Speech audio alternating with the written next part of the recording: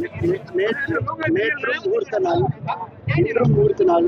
பொதுவாக முகூர்த்த நாளில் எனக்கு மிக அதிகமான பத்திரிகை வரும். தொடர்ந்து திருமணங்களை சுப நிகழ்ச்சியில் அட்டன் பண்ணுறேன். இன்றைக்கு மாலை 5 மணிக்கு ராலிமலையில் என்னுடைய நன்றியை தெரிவிக்கக்கூடிய அந்த நிகழ்வை தொடங்குறேன். இன்னைக்கு ராலிமலை டவுனும் 3 பஞ்சாயத்தும் போகிறேன். நாளைக்கு நன்றி அறிவிப்பு தொடங்குறேன். ஏன்னா முதல்ல நான் மக்களுக்கு நன்றி சொல்லணும். அதான் என்னுடைய முதல் கடமையா பாக்குறேன். அது அந்த நன்றி அறிவிக்கின்ற அந்த நிகழ்வு முடிஞ்சு நான் உங்களை பத்திரிகையாளர்களை சந்திக்கிறேன். எல்லாரும் நல்ல காரியம் செய்யறாங்க. நான் வாழ்த்துறேன். அதிமுக ஆழம் இருச்சோம் 100 ஆண்டுகள் நிலைத்து நிற்போம் அப்படின்னு சொல்லியிருக்கீங்க. அதே அதிமுக இல்ல, அதான் நான் இன்னைக்கு நான் நன்றி அறிவிப்பு சொல்ல போறேன். நன்றி அறிவிப்பை தெரிவிச்சுட்டு நான் உங்கள்கிட்ட பேசுறேன். நேற்றே சொல்லிட்டேன். புரட்சித் தலைவர் எம்ஜிஆர் வழியில, புரட்சித் தலைவி அம்மா வழியில தொடர்ந்து நேற்றே சொல்லிட்டேன்.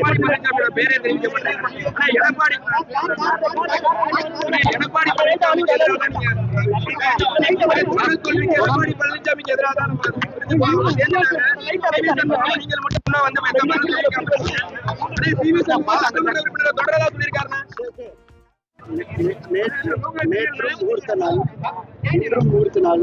பொதுவாக முகூர்த்த நாளில் எனக்கு மிக அதிகமான பத்திரிகை வரும். தொடர்ந்து திருமணங்களை சுப நிகழ்ச்சியில் அட்டன் பண்ணுறேன்.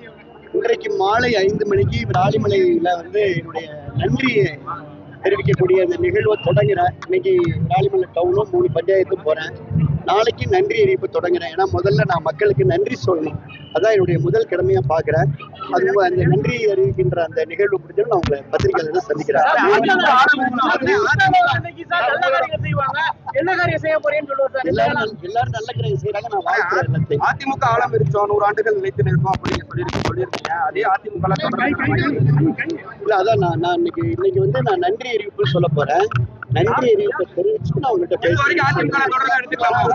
நேற்றே சொல்லிட்டேன். புரட்சித் தலைவர் எம்ஜிஆர் வழியில, புரட்சித் தலைவி அம்மா வழியில தொடர்ந்து நேற்றே சொல்லியிருக்கேன்.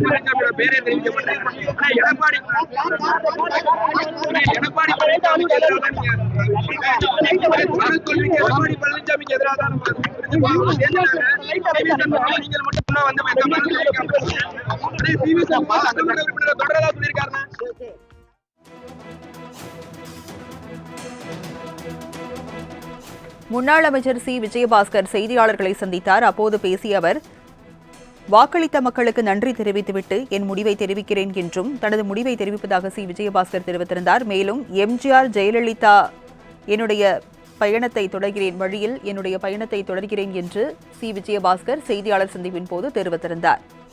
வாக்களித்த மக்களுக்கு நன்றி தெரிவித்துவிட்டு தனது முடிவை அறிவிப்பதாக சி விஜயபாஸ்கர் செய்தியாளர் சந்திப்பின் போது தெரிவித்தார்.